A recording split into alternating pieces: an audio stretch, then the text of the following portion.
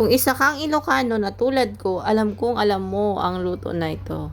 Siyempre, hindi ito mawawala sa mga handaan tulad ng kasal, pabinyag, pa-birthday, reunion, at kung ano-ano pang handaan meron tayong mga Ilocano. Hindi yan mawawala.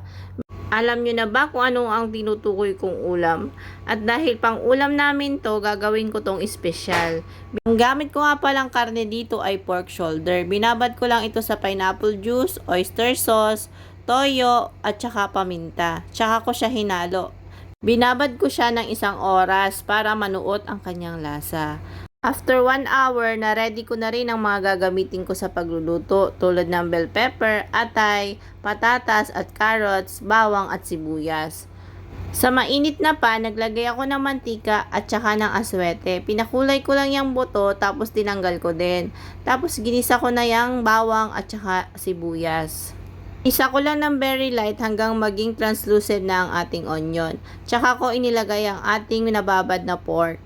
Yan, halo lang hanggang maging dry na ang ating pork para manuot talaga yung lasa na pinagbabadan natin.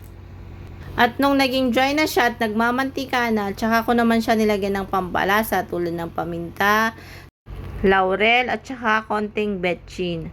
Yan, hinalo ko lang siya ng konti tapos nilagay ko yung pinagpakulaan ko nung pata nung 1 araw. Yelo pa po siya kasi nilagay ko yan sa freezer para hindi siya masira. Tapos palalambutin lang natin yung pork natin at saka i-reduce natin yung tubig. Nilagyan ko rin siya ng pineapple ulit at saka inilagay ko na yung mga gulay natin. Tinakpan ko hanggang kumulo. After that, nilagyan ko rin siya ng suka. Huwag po nating kakalimutan tikman ang niluluto natin dahil kinulaw ko sa lasa, dinagdagan ko ng patis at saka durog na paminta. Tsaka ko naman inilagay yung ating mga liver. Ganyan lang, huwag po natin siyang hahaluin agad para hindi siya madurog. At pag medyo luto na, hahaluin natin at ilalagay na natin ang ating bell pepper. Konting halo lang at takpan natin at tutuin natin ng at least 1 more minute.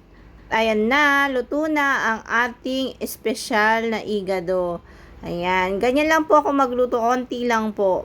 Pang-ulam lang po namin yan ng lunch hanggang dinner. Para po hindi kami nasisiraan ng pagkain. Konti-konti lang po. Tsaka tipid po kami mag-ulam. More on rice kami.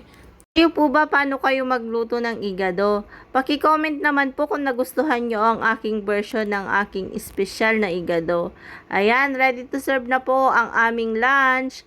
Kain po tayo. Thank you for watching. Bye-bye. Mwah!